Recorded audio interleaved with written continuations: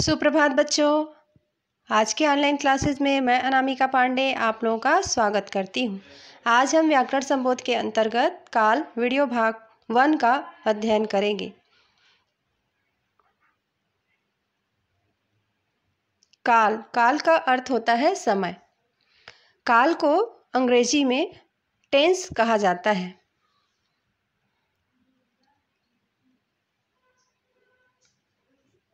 काल क्रिया के जिस रूप से उसके होने के समय का पता चलता है उसे काल कहते हैं।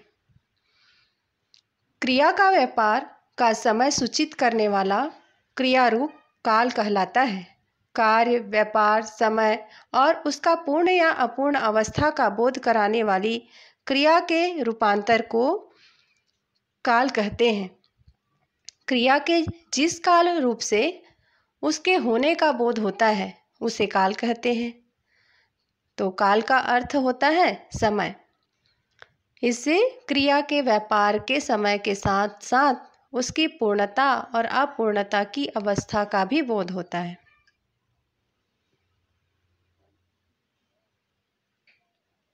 काल मुख्यतः 3 प्रकार के होते हैं। पहला है भूतकाल। भूतकाल अर्थात बीता हुआ समय, अतीत के बारे में बात होती है। दूसरा है वर्तमान काल अर्थात चल रहे समय की बात होती है। तीसरा है भविष्यत काल अर्थात आने वाला समय, आने वाले समय के बारे में बात होती है। सबसे पहले जानेंगे भूतकाल। क्रिया के जिस रूप से यह पता चले कि कार्य बीते हुए समय में हो चुका है उसे हम भूतकाल कहते हैं। जैसे कि नानी ने कहानी सुनाई, रौनक दुबई गया था, हमने डोसा खाया था। भूतकाल के भेद। भूतकाल के बच्चों 6 भेद होते हैं।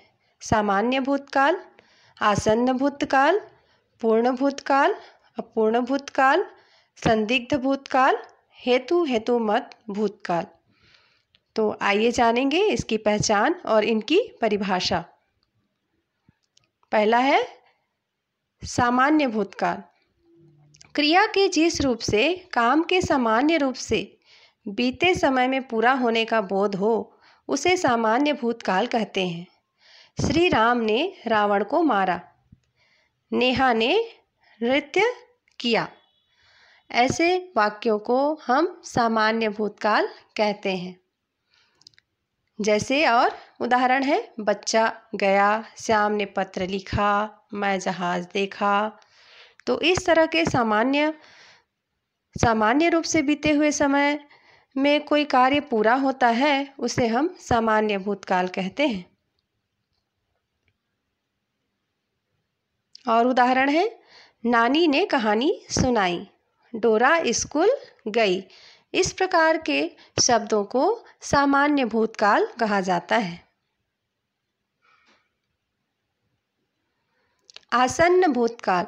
क्रिया के जिस रूप से यह पता चले कि क्रिया अभी कुछ समय पहले ही पूर्ण हुई है उसे आसन्न भूतकाल कहते हैं। जैसे अध्यापिका पढ़ाकर आई है, गाड़ी चली गई है, करण ने पुस्तक पढ़ लिया है। आसन्न भूतकाल को और पहचानने के तरीके हैं। इनके अंत में या है, ये है, यी है, या चुका है, चुकी है, चुके हैं वाले वाक्य आते हैं। ऐसे वाक्यों को हम सामान्य भूतकाल कहते हैं। अगला देखेंगे पूर्ण भूतकाल। क्रिया के जिस रूप से उसके बहुत पहले पूर्ण हो जाने का पता चलता है, बहुत पहले कोई काम हो चुका होता है, ऐसे वाक्यों को हम पूर्ण भूतकाल कहते हैं। जैसे कि महादेवी वर्मा ने संस्मरण लिखे थे, काम बहुत पहले पूरा हो चुका है।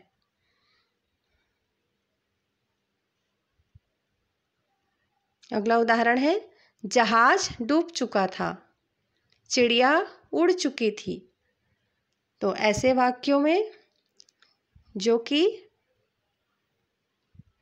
पूर्ण भूतकाल है, ऐसे वाक्यों में को पहचानने के तरीके हैं आया था, आई थी, आए थे, चुका था, चुकी थी, चुके थे।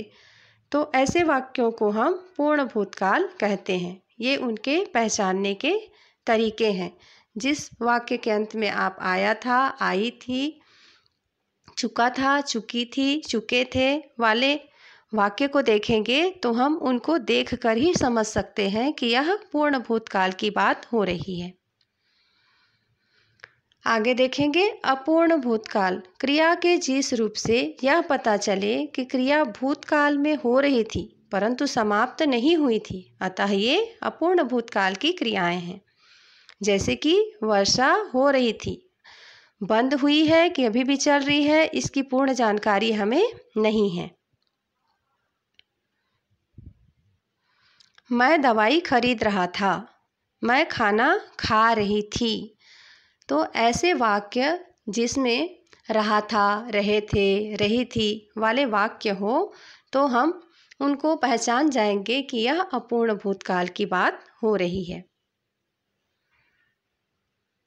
संदिग्ध भूतकाल, इसके नाम से ही पता चल रहा है कि भूतकाल की जिस क्रिया के करने या होने से संदेह का बोध हो उसे संदिग्ध भूतकाल कहते हैं। बच्चे विद्यालय गए होंगे, ये क्या है? संभावना है कि गए होंगे, किसी कारणवश नहीं गए भी होंगे, उनको पूरी हमें जानकारी नहीं मिलती है।